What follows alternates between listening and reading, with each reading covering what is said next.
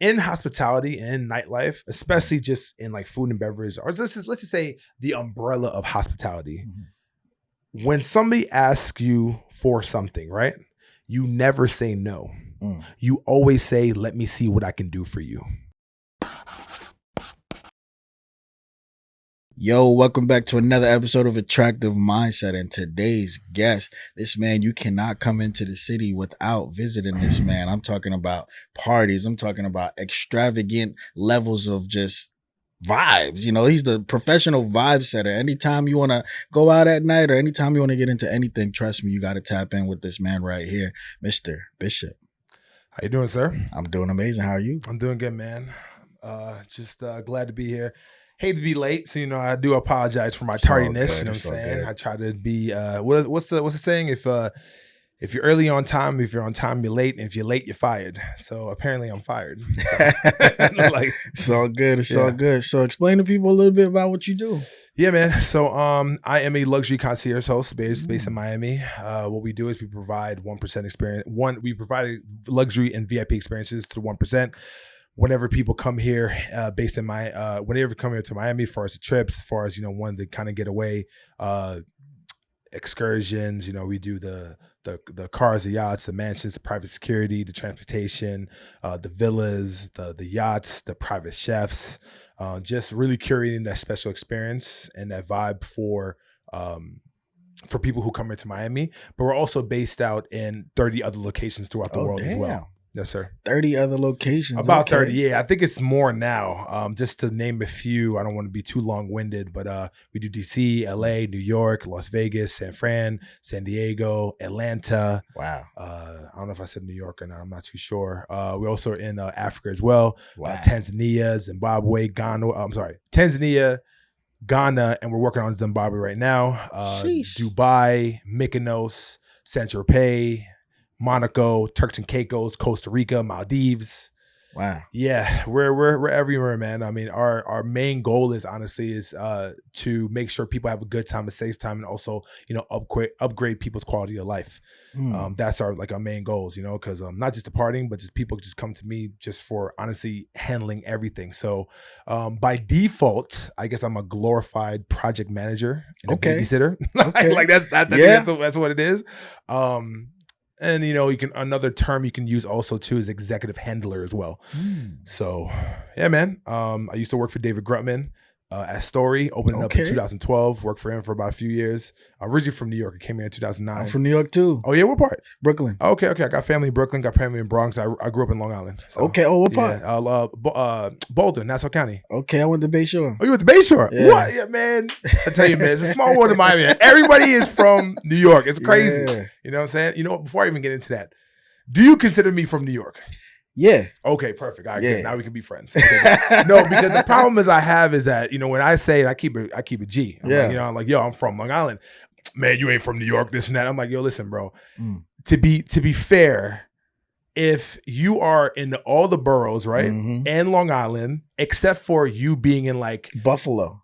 Exactly. We're on the same bedrock, bro. Facts. The same bedrock. So for you to tell me I'm not from New York, that's kind of wild. Yeah, if you're like from Rochester and stuff, then okay, you got that. New York State, you know what I'm saying? So now, okay, cool, man. Definitely. I feel more at home now that I know you from New York. I went to Bayshore. Okay. Because I grew up in Brooklyn. Okay, cool. Mom wanted to get me out the hood, so we went to Bayshore. Of course. And then I got expelled, so I went back to the hood. I went to Jamaica. I got people's in Narcy, Red Hook, the Heights, all that. So Okay. Yes, sir. Welcome. See, everybody from New York. Damn, everybody. We taking over, B. But this is definitely going to be interesting because this is the first time that I've been able to ask questions to somebody that provides these kind of luxury experiences. And of course, there's a bunch of different things going through my head. But just first off, just say, who are you? Who is Bishop? Man, that's a very, very good question. Besides being a vibe facilitator, I'm a man. I'm also a provider. I'm also a leader of my tribe as well too. I love the people. I love to be hospitable. I love to serve, my community as well. I am a bevy of different resources as well. I do believe that we are not here on this earth to be selfish, but to also be mainly selfless, selfless. to not necessarily be like gatekeepers or like, to be able to like uphold information, especially if they can definitely help out, the fellow man or the fellow woman. So I'm a vessel. That's who I am. I just love to serve people, man. I love to provide. I love to, have an abundance of knowledge too and energy to be able to give to other people as well. Because, to create energy, you need energy, Absolutely. So, I could tell because, it was your story that I came across that day. And I was like, this man's giving away books. Yeah. And, when people do that, they're usually like, the low end books, but you had some heavy hitters in there. No, these books are anywhere from like $20 to like $140, $150, man. Yeah. The reason why I was actually giving away the book, to be very transparent, man, like I actually went through some things, man, that I kind of had to kind of like recalibrate and kind of refocus and realign myself. I do feel like there's sometimes you need to take 3 steps backwards to take 4 steps forward. And just had to, relocate to a smaller place, kind of like, cut overhead. And a lot of the stuff I wanted to take with me, I couldn't, because like 90% or maybe 85% of the stuff I couldn't take with me. You know what I'm saying? I moved back to Brickell, but I'm not a front runner, man. You know what I'm saying? I'm just, going through some changes. I moved in with somebody and just, realigning, like I said, and also trying to like, readjust as far as, like downsizing, and re-strategizing, myself, so I couldn't take all those books. I had like 100 books. Damn. So like, and I don't ever believe in reselling books. That's just how I am. If I'm going to like give away a book, I'm gonna give it to you for free. And also too, if I actually, and when I say give, I mean give for real, because people say, oh yeah, I'll let you borrow a book. Nah, bro, I'm the type of person, once I give it to you, even though like you're saying you're borrowing it, I never expect it back. Because, like once you give knowledge, you can never ever necessarily take it back. You give it for a reason. You know what I'm saying? So, so I had to give away all those books. That's one of the main things I had to give away to kind of downsize, and do what I have to do. And I was happy to be able to be of service, as I am always. No, that's beautiful to hear that, because, that's you asked me earlier, what made you even want to get into this type of space. And that right there is what it is because, I have these businesses that are all doing over 6 figures, several different businesses. And like people viewed me from this point where I had already made it and just felt like that was it. And so I no longer became human to some people. They started treating me as either a transaction or a machine. Yeah. And sometime in how we're doing this, like in some way in how we're doing this, basically, we pretty much just have to reconnect with the individual, because there's things that happen that social media won't show you. You know what I'm saying? People will see the successes and everything, but having that real one-on-one talk, people have to understand that there's a human behind our brands. There's a human behind everything that we're doing. There's a human behind, all the actions that we go. And that's what I touch on as a mindset coach, is just to, you have to treat people like they're still human, no matter how much money they make, whatever they go through, because people do go through things in life. And so, definitely having this platform, just being able to, that's why the lighting is like this, the setting, I want it to be more therapeutic. You know what I'm saying? Like I want to really have that genuine conversation to find more about the individual. You know what I mean? And so I appreciate you for even just sharing that transparency. And so, and you being all of those things, growing up in New York, how was that for you? So I never really grew up poor. I never grew up rich either. We were pretty much in the middle. We definitely earned everything that we got, I was raised by my aunt. My aunt was basically kind of like, like my father and my mother at the same time. Didn't grow up with my parents. Actually, funny story, I actually met my father in 2015, which we can kind of, get in a little bit later. But she was raising me, and I was also like, living with my grandparents as well. And it was a interesting life, growing up in New York and Long Island. It was a very eclectic type of group. We had white people, Spanish people, and also black people. Facts. But in my block, it was like mainly Caribbeans. Like we had 2 of the same households, including me, from Grenada, which is wild. Like my grandparents are from Grenada, my mother's from Aruba, and my father, who I thought was my father is from Barbados, but my real father is actually from St. Thomas. Oh damn! And we have Dominican roots as well. Okay. So Que lo que. And it was good, man. It wasn't, I didn't really necessarily like have a luxurious life. We definitely earned everything that we need to, and my aunt definitely taught me how to be a man. Mm. She also taught me how to like never ever necessarily depend on a woman for anything. If you can literally, and she also taught me how to be like the provider and also protector as well. Like, usually sometimes when you're raised by a single mother, it's not their fault. It is what it is. Sometimes like, they overcompensate being masculine because like, they don't necessarily know how to handle it or don't necessarily know how to display it, if I should say. With my aunt had like a symbiotic like balance of like being masculine and feminine to me. Like she was the greatest mom and the greatest father. It's like as far as like being able to like, nurture me and all that, she was on my mother's side. And then, also like, instilling that discipline in me. She also had that masculine side as well. Got it. So, definitely was able to like, definitely respect both energies, honestly. And it, made me into the man I am today. Okay, no, that's dope. That's dope. And so, at what point did you did sports ever? Yes. So I played high school basketball, high school football. I went to National Community College. I played for AJ Winder, who's played for the Celtics. Okay. He was the head coach of JUCO school, National Community College in Garden City. And played for him for a couple of years. And then I had a chance to I played a little bit of semi-pro as well. Had a chance to actually play overseas, but I had to, stay back for family reasons. I wasn't necessarily good enough for the NBA. So, but I stayed in, in New York to handle some things. And then after that, then in 2009, I was like, you know what, like, let me try to get my bachelor's. Let me, get to higher education. And that's when I, decided to move to Florida and Miami and went to FIU, Florida International University. So I always like to tell this part of the equation because this kind of explains like my content on my page. So I actually started out as a photographer and videographer in FIU in 2009. Yeah. You got some really you got some stuff on there. Yeah, man. I appreciate it, man. All that is pretty much backed by, my digital agency, which is my secondary business, VCB Media. But back then in 2009, I was a photographer, videographer. I did a whole bunch of shoots for fraternities, sororities, departments of education, business, law, nursing. And I did a bunch of gigs for them. And that's how I got my name out as far as being a creative, but I was always necessarily like in front of the camera. Never wanted to be in front of the camera at all, I was always necessarily shy one. Even though back in the day in New York, I actually did like 4 plays for my congregation.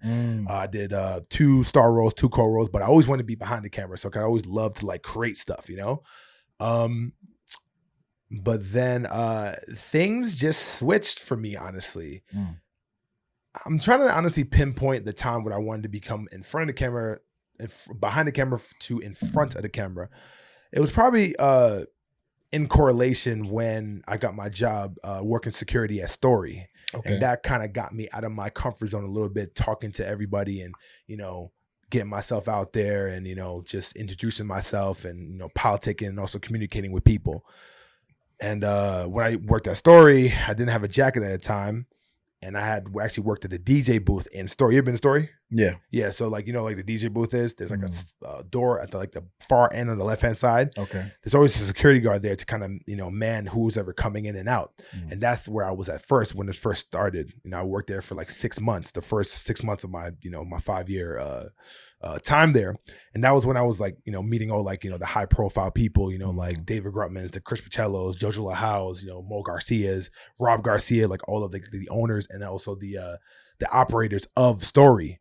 And then back then it was called Miami Marketing Group. So they owned Live and they owned Arcadia, which is like the club down below in the Fountain Blue. Okay. And that was when at Story opened up in 2012. That's why I also met, Tyson Beckford, the Leonardo DiCaprio's, Tracy Elliott Ross, her grandson. There's a lot of like Michael Bay, like a whole bunch of like just like high profile people, honestly. And that's where I started my security, I guess, in my hospitality career. And after that, then I got a jacket. Then I started working at, the dance floor. And that's when I started really meeting people every single week and started building my clientele. And I never forget, and this a story I've always tell is when I met my first day one client, Troy Gibson. Hmm. And he was actually at my section where I was at in Story, took care of him on a Sunday. It was him and Dan Catalano and, a couple of the girls. And then after we were done, we walked to his car, and then he was going to go to, do his thing and leave. Now, I didn't get his contact at the time, but I just say like, hey, listen, appreciate everything. Like whenever you come back, please request me. I'll make sure I take care of you. Okay, no problem. So the thing when it comes to hospitality and when it comes to being in nightlife, right, is after certain days when you're done with work, you either go to two places. If it's Saturday, you usually go to Space, Space nightclub, or you go to 11. Mm-hmm. So 11 was open in 2014. So after that, then you used to go to 11 all the time. That was like the place where like it's open 24/7 and you just go there to kind of relax and decompress. Yeah. So I went there, and that's when I ran into him. And I was like, yo, like, I took care of you at Story. Like, I didn't know you were here. And this is right after I took care of him. So I decided to like go to 11, just so haphazardly. And he was like, yeah, man, no, you definitely did a great job. He's, hey, by the way, you know what? I was actually thinking, man, you can be my bodyguard. Now I hear that shit all the time. I hear it all the time. And I was like, yo, man, I'll work for you right now. What's up? What's good? Pulled out a wad of, it had to be maybe like 10 bands. Damn. 1, 2, 3, 4, 5. Give me $500, and the rest was history. Wow. So I was, before the concierge, I started out, doing private security for him. Went to like Vegas like 20 times. I went to Atlanta because he lives there too. So I used to go there whenever he needs me. We went to New Orleans, and that was when like I first like started like, really getting the taste of like just becoming like, my own boss a little bit, and like, privately taking care of people. Mm-hmm. And then one day I was taking care of another client at a dinner party, and he actually gave me the suggestion on running a concierge company. He's like, yo, bro, like, not only that you're a big body, I get it, and I love hiring you as far as like, like you being a presence, but more importantly, like you have this vernacular about you. Like you have this like presence, and people gravitate towards you. Like when you walk in a building, like people feel it. You know what I'm saying? You have this energy about you that like it cannot be duplicated. But I really do believe that your purpose can actually be greater within the concierge. So that's when Bishop Executive Services, Only the Best was created. Okay, only the best. I like best, that. Man. Yeah, only the best. It's when people really think about it, you say, so can I give you the breakdown of like, absolutely. Okay, so Bishop Executive Services is not only my last name, but it's also a branding play and scheme and branding strategy of chess. Mm-hmm. So what does the Bishop piece do in chess? It protects and serves and satisfies the king and queen.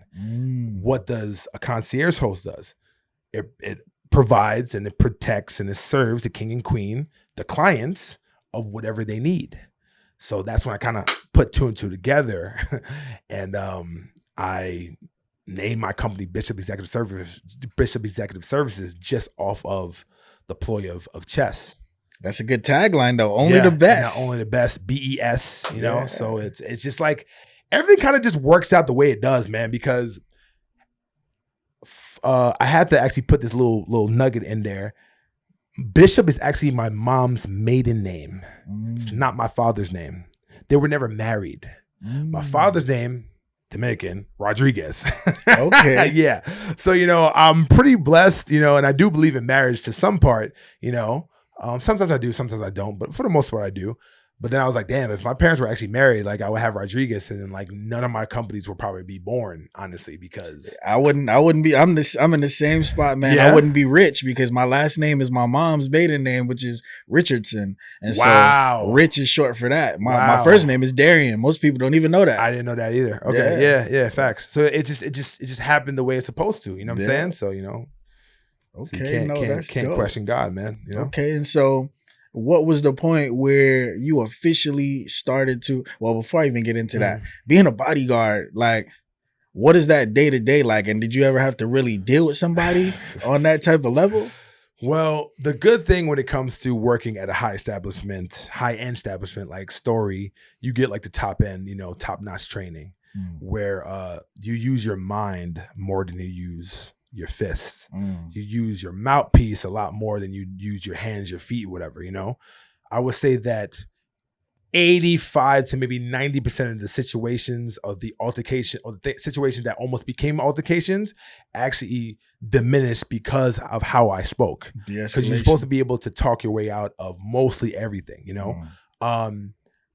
There's this book called When Violence is the Answer. And do you know when violence is the answer? Never. Violence is the answer when violence is the only answer.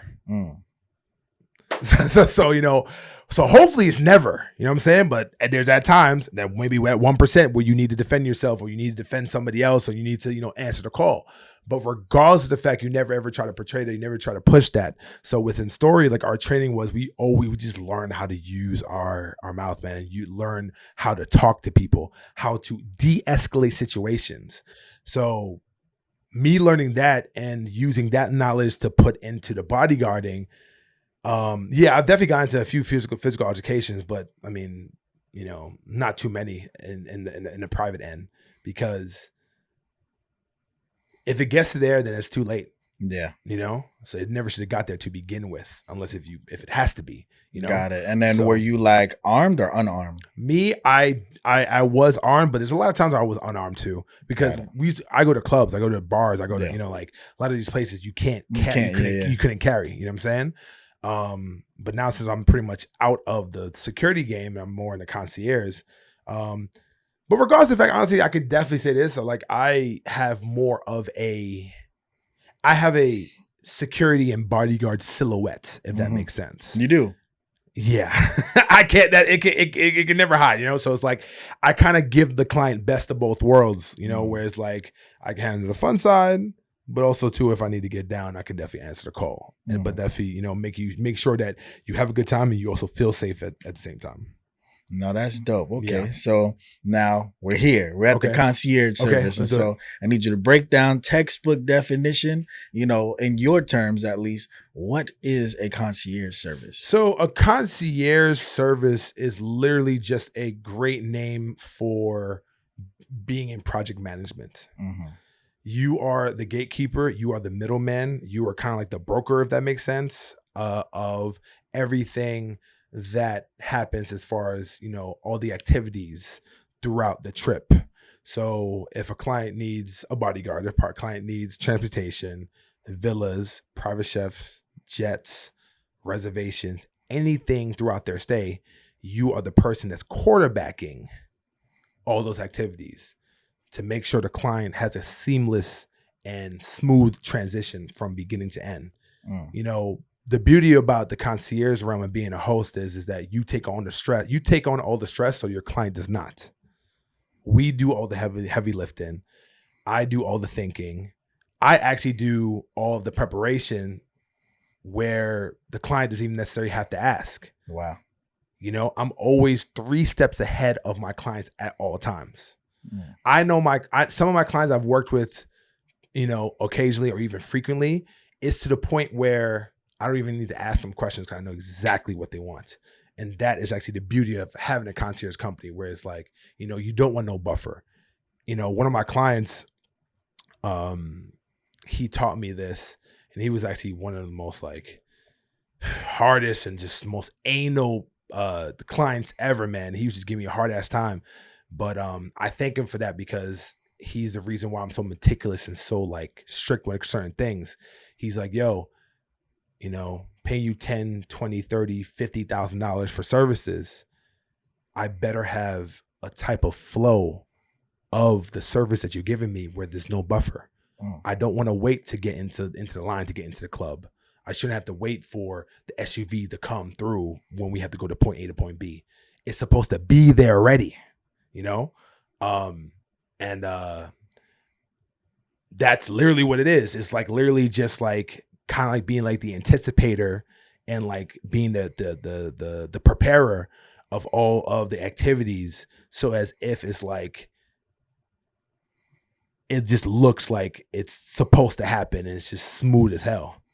But I'm in the background, literally on my phone, 90% of the time, just making sure, okay, cool. Listen, you're there. Okay, make sure you're there in 5 minutes. Okay, great.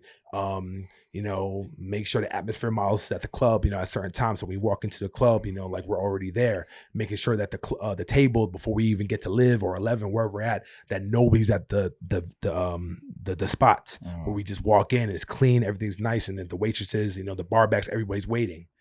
So walk us through like a day of concierge. And so if somebody I book your services, what happens from there? How long is it, and like what's the breakdown? Okay, so it just depends on how long you want to, sorry for hitting the mic. It all depends on how long you're there. So let's just say if I had a client this past weekend, right? Okay. He was here from Thursday to Sunday, right? The work doesn't start when he gets there. The work starts beforehand. So we have at least 2 to 3 calls before, 2 to 3 weeks even prior to make sure I know exactly what he needs. So we have a contact form where we send it to you, and then we find out your first name, last name, your email. It takes like 20 seconds, and it lists out all the different services we have. You point them out, see what you want, or even if it's all the above, then I have the information to know how to prepare to be able to set out and also give you a rough draft of your trip. Then we go back and forth. Okay, good. When we set the trip, the itinerary, sends you a finalized form to that. And so like Thursday, we'll make sure that if you want to go to a dinner party on Thursday, so like we went to give you like a estimated example. Thursday we go to Marion, dinner party. Then after that, then we go to Live. Mentirosa Thursdays, and we go there. Friday, maybe during the day, you want to go to maybe shopping, maybe Brickell City Center, or maybe Sawgrass Mall, or Aventura Mall, or maybe the Design District, or Bar Harbor Shots, depending on what your palate is when it comes to buying certain things. We make sure that we have the sprinters ready, so from the time you're there and the time you leave, it's always there to pretty much whatever you need if you want to go in and out. Then after that, if we need to go to a small bar, maybe for happy hour, we go there. Then after that, then we go to Komodo on Friday, nice dinner. Then we go to, let's just say if we go to Vendôme, right? We go to Vendôme, we have that. All throughout the trip, most likely a client will actually book a villa, not necessarily like a hotel. We have like nice hotels and also good discounts as well too. Yeah. But we always like to push the villas because the experience is a lot different. It's more private, exactly. More secular. You know what I'm saying? You can definitely do that. Saturday, then we have a yacht. We can go from anywhere from 30 footers to 130 foot yacht, whatever you need. Make sure the vibes are there. That we hire a chef. Shout out to personal chef Cal. He's my main partner when it comes to all things food. Okay. We go there, then we make sure we have the lovely ladies there and everything too. Make sure that they're having a good time. They're safe with the clients as well. Everybody's having a great time. Then after that, probably just chill at the crib, and then we probably go to 11 on Saturday, and then Sunday. Probably do it all over again if you want to do another yacht, or maybe we go to either Strawberry Moon or SLS South Beach for a hip hop pool party. Then after that, then we go to Kiki on the River on Sunday. It's the place to be whenever you want to go somewhere, especially that type of vibe. Riverfront party, on Sundays. Then we go to Live on Sunday. And then throughout the whole entire weekend, if you want to do after hours, the only spot you can go to after hours, honestly, is Booby Trap on the River. Got to go to the trap, man. We were there like 3 times this weekend. Yeah. So, and then based off of that, we also have a medical side off it too. So let's just say if I'm taking care of you, and then you have a crazy ass night, and then you wake up, you got like a hangover, we'll have an IV person waiting for you right then and there. That's dope. Get you revitalized, get you rehabbed, revived. Do it all over again.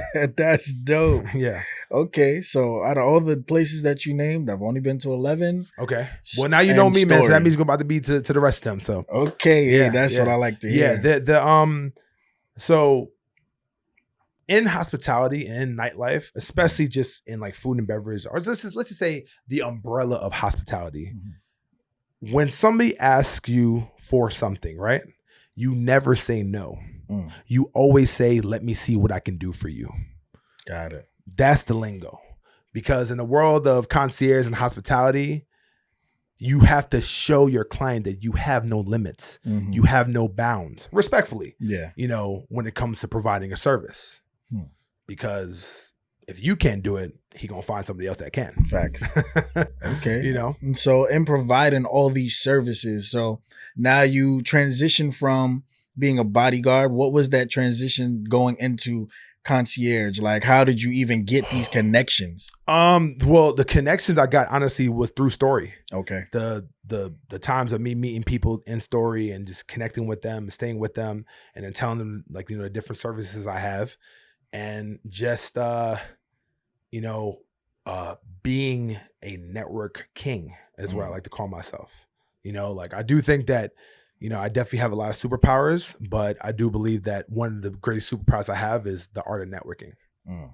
And so in this networking, what is that conversation like? Oh, hey, I'm planning a concierge, or maybe you don't tell them that, but like, how do you set up these connections to just, you let people know like, yo, I'm coming here and I'm bringing this person or whatever. And are you talking about as far as like making the connections with the venues? Yeah. Okay. So to have solid connections with the venues, you have to be able to provide value first.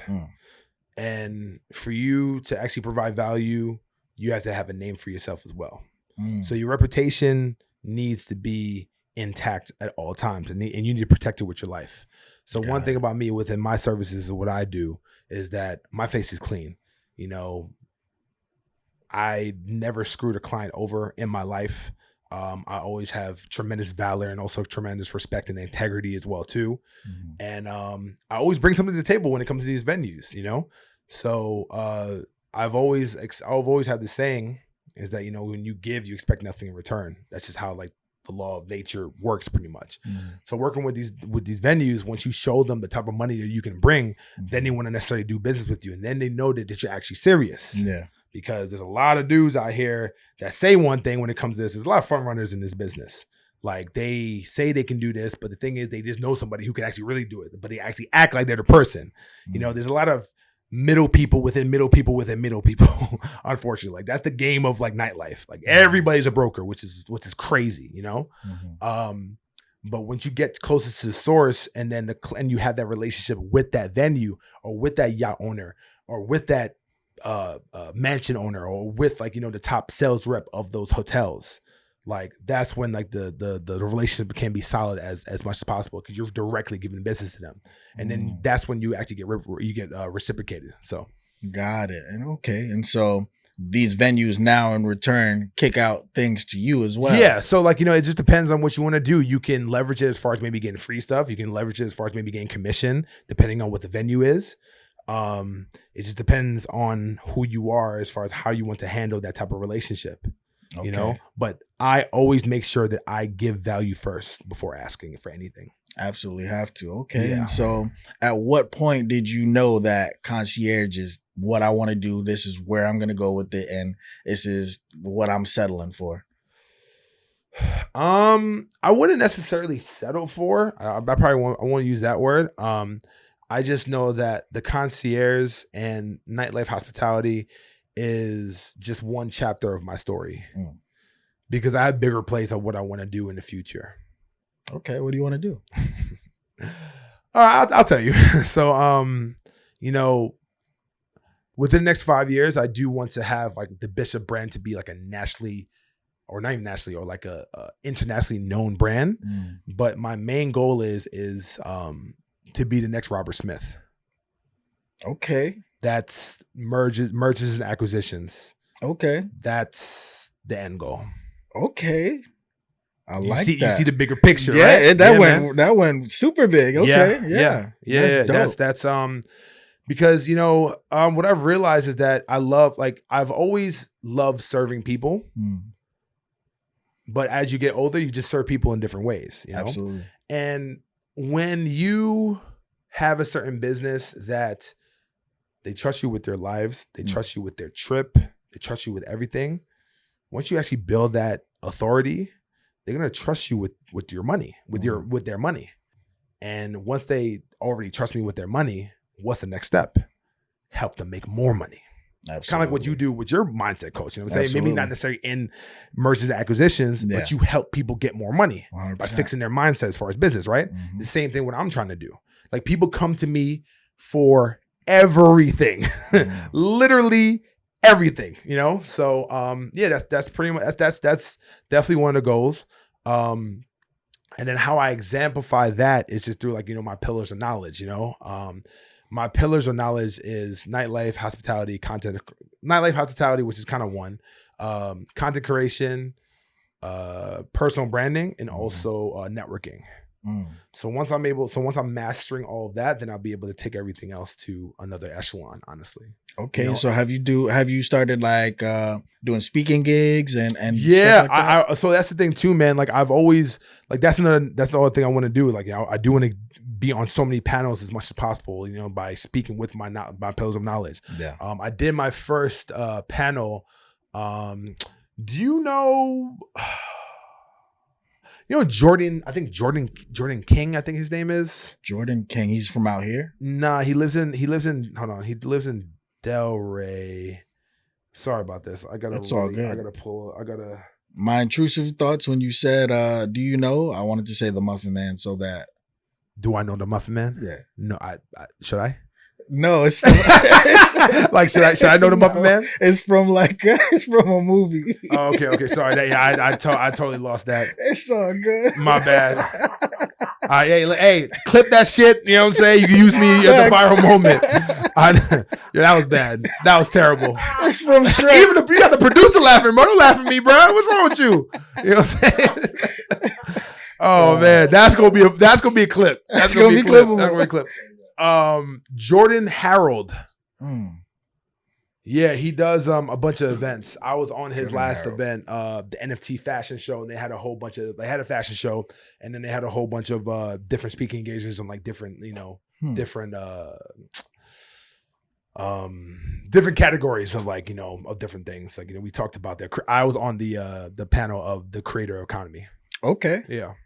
No, that's dope. And so now that I know that, there's definitely a lot of individuals that I have that do events and have speaking bro. Whatever it is, I'm down. I'm down. I don't care what it is. It can be one person or it can be 5,000 people. Whatever it is, I'm cool. You know Dontel Antonio?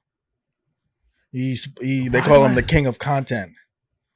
No, but by his face probably. Okay, so basically the beginning of next year, what I want to do, especially in South Florida, is because I feel like, Atlanta, that's our Mecca right now. And so I want to create that same environment, but out here. And so I want to throw an event on the level of, calling it like the Business Empowerment Summit. Dope. And definitely curating the speakers, all of that stuff. And so however you need me, man, I'm definitely willing and able to assist. Yeah. Okay. And so when you say only the best, who does that include? How big is your team? So, So I have 3 directors, right? So I'm the director of concierge. I have a director of transportation. I have a director of security. My director of security is also my partner as well, Trey Grant. So within the security branch, we have about 8 to 9, maybe even more now, bodyguards that assist, and also serve different clients. My director of transportation has a whole bunch of SUVs, sedans, and also I have other partners too that has access to villas, yachts, exotic cars, and we also have a few other people who just extra hands. We're probably looking at about maybe over 20 people. Okay, within our squad. Yeah. Okay, and so how did you branch that out to all the places that you named earlier? Like Vendome and like 30 locations. Oh, okay. So that's as unique as it sounds. It's actually very, very simple. Just Google, honestly. I just typed in the top concierge people, in their specific spot, and then we just refer each other clients. Got it. Okay. Okay. But as far as one of my partners in Vegas, he's actually my mentor. So we have a closer relationship. But every single person that are my partners, they're already vetted within every single location. So it's not just random people. These are people that I know for sure that they're legit. They take care of people and they are about their money and they're about their clients. and they're very, very trustworthy. Got it. And so a lot of legwork that dealt with that, a lot of trials and tribulations, so. Okay. And so dealing with, celebrities, athletes, whoever, people that are in that 1% bracket, how do you know what to really charge? That's a really good question. So we have 3 different pricing structures, but we have like 2 others too as well. So I would say like the highest of the highest when it comes to those type of people is that sometimes they would want to work on retainer. So it's like, hey, when you come here, give me $150,000 retainer. It include all the services and then, my fee as well. And then if you need a difference, okay, great, we'll give it back to you. Or if you want to hold that in a separate account, so when you come back, we'll be able to bill you another $150K, including that. So a lot of people would do that. Another level within that, you can also do a 24/7 concierge service where from the time you're there up to the time you leave, we're pretty much there at your beck and call. Like if you call me, bro, at 3 a.m. to get a freaking carton of milk, we gotta get a carton of milk. Got it. Second level would be more of a la carte, where it's like, okay, we need these services, but you particularly, Marvel, or like any of your hosts or hostesses, we need you for this day, and this day, but we don't need you for the whole time. Okay, great. Then we bill you for that. And then the third one would be just the lowest level, which is just you don't physically have me or my team, but you have my access. Got it. So everything is remote. Got it. Okay. But one of the things about Will Gordera from Unreasonable Hospitality is that you always need to give more than what you are actually expected to be paid for. So no matter what type of level of tier that they get, I treat them as if they're the next level. That's just how I operate. And I see 10, 20, 30x return. Got it. And so it's clear that you have to have a certain mindset in doing this. And so what do you feel like is the biggest takeaway from creating this concierge business mindset wise? Like what kind of mindset do I need to have? Like not what do you need to have, but what do you think about in being 3 steps ahead? Like what frames that thought process? Oh, you can't take anything personally. Nah, bro. Can't take anything personally in this business. I think in business like emotion can run business, but like you cannot let emotion run you, if that makes sense. Absolutely.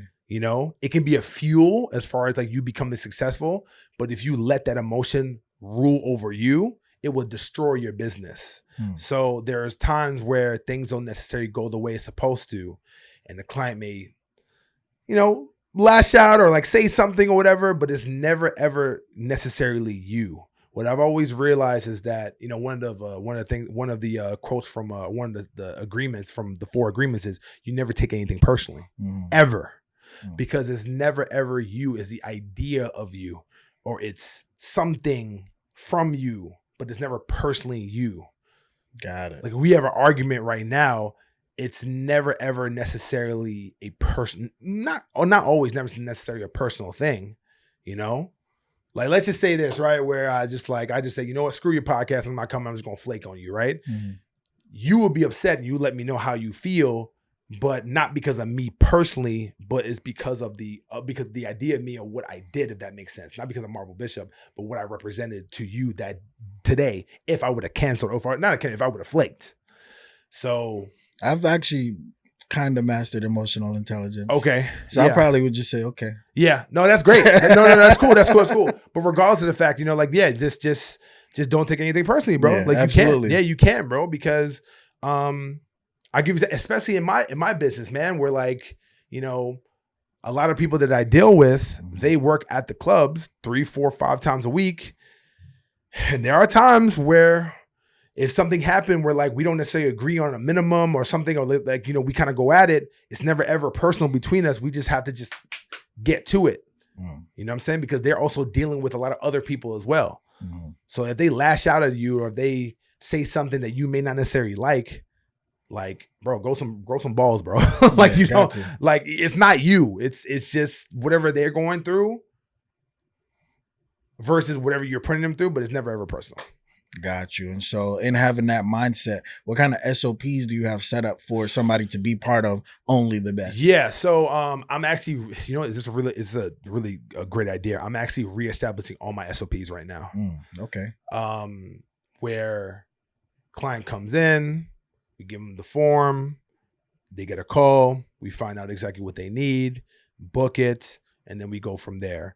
Whatever they hear throughout the day or whenever they hear throughout the week, what exactly are the pin or the key points that we have to make sure that we check our list every single day when they're visiting Miami or anywhere. You know, how many times do we check up on them a day? How many times we call them? What specific questions if somebody calls them, right? Or a host or whatever, to make sure that we are attending to their needs at all times. Like, what specific questions are we asking to get it out of them, if that makes sense? Got it. We also have to, which this is kind of hard, but what I'm also doing is I'm also trying to create a ranking, a client ranking, or a client personality ranking. Online, like, for them to fill out? Or no, for they're not going to fill out. For us, internal. Okay. Whereas like, okay, their client A, B, C, D, E. Got it. Whereas like, because I'll give you an example. There's some clients where like they want you to communicate all the time. There's other clients where like they're kind of in the middle. There's other clients where like, they don't want to hear, bro, I don't want to hear shit. I don't care. I paid. You handle it. You know? Some, like I said, some clients want all details. Some clients don't want any details whatsoever because they trust you. Got it. You know? So they don't want to constantly be bothered all the time. But to kind of contradict what I'm saying when it comes to that, not contradict, but to kind of maybe play devil's advocate is that I would rather over communicate than under communicate all damn day. Because you can't really mess up if you over communicate. Facts. You can damn sure mess up if you under communicate or if you do not communicate. And that one little step up, if you don't communicate or you don't communicate as much, can literally lose a client like that. And so give me an example of somebody on their, what do you call it? Like a concierge tour or in the action of concierging, or as far as like being on a job? Yeah. Like once they started, they're considered doing blank. You're talking about the client? Yeah. So I'm trying to see what you're asking. Like, you know, they're a potential client, but then once they pay, they are a client. Yeah, once they are a client already, and you're getting ready to start their concierge journey. Is that just how you say it? There's no like specific word, like no. It's just okay. Here's the itinerary. This is what it is, and then we just keep on going back and forth as far as like executing each task. So it's just like a trip. Yeah, basically. Okay. Yeah. So give me an example of, you know, something that happens in a worst case scenario during a trip that you have to pivot from, and how do you pivot? Okay. Really good question. I got to think about this for 1 second because there's certain things I can say, there's certain things I can't say.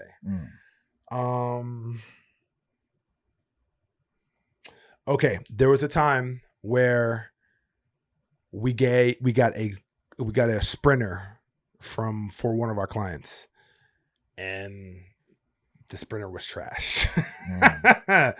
Yo, the sprinter was trash. It smelled kind of way, and then like there was like wood coming up and everything else too. Oh, damn. And I had to. This never happens, but you know, shit happens. It is what it is, and I had to actually pay extra money to get a brand new SUV out of my own pocket. Because, you know, client satisfaction is always going to be, you know, the number one priority, because you can have clients talk all good about you all day. It just takes one bad apple to ruin a whole freaking basket. Yeah. One bad apple ruins a whole basket. So you have to protect your reputation at all costs. So what I did was, they needed the yacht. They needed the sprinter for like 5 hours. I comped the whole thing. Wow. They paid it. I gave them back their money, and I paid extra. And I paid like extra money to get a new yacht, to get a new sprinter. Okay. That's so like, dope. But that was on the fly too. Like within an hour, like they told me, he was like, "Yo, this sprinter is trash." I was like, I'm gonna get you a new one right now. Boom, boom, boom. You know, not taking it personal. It's all good. It's all about the satisfaction and the service of the client. Within an hour, hour and a half, got him a new one. And then after I told him, hey, listen, so sorry about the experience. I was able to fix it, but just to make sure you're good and make it right, I'm gonna comp you your 5 hours of your sprinter, and don't even worry about it. Got it. Okay. Now that client has been a client for 3 years. Wow. So it's That's not dope. necessarily about like making mistakes. It's about what you do and how you react to it. Absolutely. Because mistakes can happen. Things can happen. It's all about how you react to it. Absolutely. And You know what so I'm saying? even in doing all of that, so what is your ideology on, in our industry, especially when it comes to like content, saying, knowing that you did photography, videography in collaboration or free, would that even apply to concierge?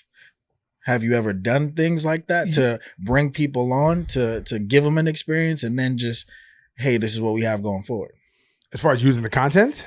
No, as far as like concierge, I use content to kind of just say, because that's what people will do. Like, oh, we'll refer you to a broader audience per se if you come shoot this video or shoot these photos for free. So same thing in concierge. And so you bring them out to these places, put them in the cars, put them in the stuff, whatever, on just the strength of cool. So like there's a few clients I'm actually really, really close with who are like higher status, where like I actually hook them up a lot more than I should. Just because of GP, honestly, because I know they're gonna bring me more clients. Got it. Okay. Yeah, like I will say this, like I've worked with people like Justin Waller. Justin Waller is a really, really great person, entrepreneur. He knows Andrew Tate and all them. Okay. Yeah, and he's one of my clients. It's definitely more family than that. But like that's just one person that like I would definitely like bend over backwards for, honestly, as far as like putting an extra touch on, because he's going to do the same thing for me, you know what I'm saying? And I'm able to really, really show him, because with him and I, it's not necessarily about the money, it's all about the experience. It's about the money, it's about the experience for everybody else, but especially him, because he brings so much value to my life.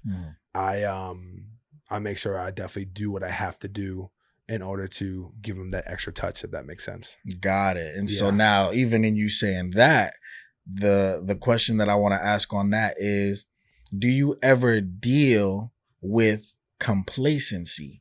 So somebody gets so used to you just being around, giving them a certain level of service that they get too close to you. Yeah. So that's where, oh man, that's like where, that's usually the problem what I have with my company, you know what I'm saying, or with my concierge, because it gets to a point where you always have to create that distance where like you want to be buddy with them, but then you don't want to be too buddy with them, because then they're going to feel like they're going to get some discounts or to get some free shit all the time. But nah, like that's where you actually have to create that distance. And that's where you need to implement other people to make sure that there is a hierarchy, if that makes sense. Got it. Like to get to me, you have to get through like 2-3 people to get to me. Got it. Okay. No, that's dope. That's dope. And so concierge service, that, how do you, well, I won't even say how do you advertise that, but word of mouth is word of mouth. Yeah, word of mouth. So concierge, my business is strictly word of mouth, but then I use my content on my page, my personal page, to be able to showcase what I do. Got it. And so would you ever do like an academy, or would you ever teach? Yeah, so it's funny you say that, because I'm actually working on an ebook right now. Okay. Hopefully it will be released by Black Friday.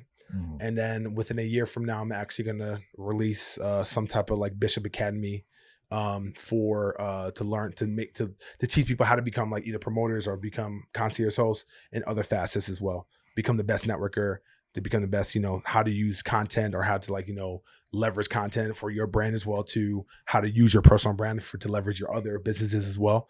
It's in the works. Got it. Yeah. Okay. And so what would be 3 key pieces of advice right now, since you're working on, in this ebook, that you would say you would give to somebody trying to get into the concierge service? Number 1, work for somebody, work for a venue, work for a hotel. You need to start there first. Then get your reps up. Then after that, then find a mentor that is in the space that you want to be in order to achieve what you want to. And after that, meet multiple people a day. Like I'm on par of like trying to talk to at least 100 people a day. And so when you're trying to talk to these people, where would you go? What room should they be in for that? Well, here's the thing. You don't necessarily have to be in a room. You can be in an event. You can be like in networking events, or you can actually use your contact list. You can use your email list, and you can use your social media. Right there, there's thousands of different people that you can actually contact. Like, you don't have to go to events. You should go to events to actually show face. Yeah. You know? Yeah, you should definitely honestly use those three things. Even emails. So emails, contacts, and social media. And so now that you do most of this word to mouth, does automations and like email automations and stuff apply to you? Do you send out like newsletters to these people? Or yeah, so I send newsletters specifically for like highlighted events throughout the year. Okay. Yeah. The Art Basels. Gotcha. WMCs, the Rolling Louds, New Year's Eve, all that. Got it. Okay. No, definitely, Bishop. This was dope, man. Yeah, I appreciate it, man. I'm happy to provide some type of value. Yeah, absolutely. You didn't know who the Muffin Man was. Yeah, no, I know. But man, that's about to go crazy. I know that's about to go crazy, but it's fine. It's all good. It's all good. But yes, I sir. appreciate you coming on here. If Absolutely. somebody wanted to tap in with you or, inquire about your services, where could they find you? Yeah, no, they can find me on Instagram at Marvel Bishop. You can definitely email me at marvel@onlythebes.com. Bishop Exec Services as well. If you're also looking for content as well, as far as like, building your own personal brand, because I have that business as well. VCB Media, info@vcbmedia.com, and my YouTube channel where I actually interview people within nightlife and hospitality, Marvel Bishop TV. Got it. Yo, man, you clearly have an attractive mindset to have this level of just stature, to build something from one experience to the next. And I think it's the New York hustle, honestly. Yes, every New Yorker that I meet has a certain level of grind and still wants to get to the next level. Like where they are, not to say that it isn't enough, but they're just like you said, it's not about settling. It's always about, just growing and growth. And so definitely appreciate you for coming on, man. And so if y'all like this episode, man, make sure you like, share, subscribe, tap in. If you're in Miami or any other city that he mentioned, make sure that he's your go-to if you're in the 1%, and just tap in with him. You want some content, you want to, whatever, just tap in with him. And, it's your host, Moneybag Rich here, and we look good, we live good, life is good. Talk to us, we talk back, and we out of here. Only the best.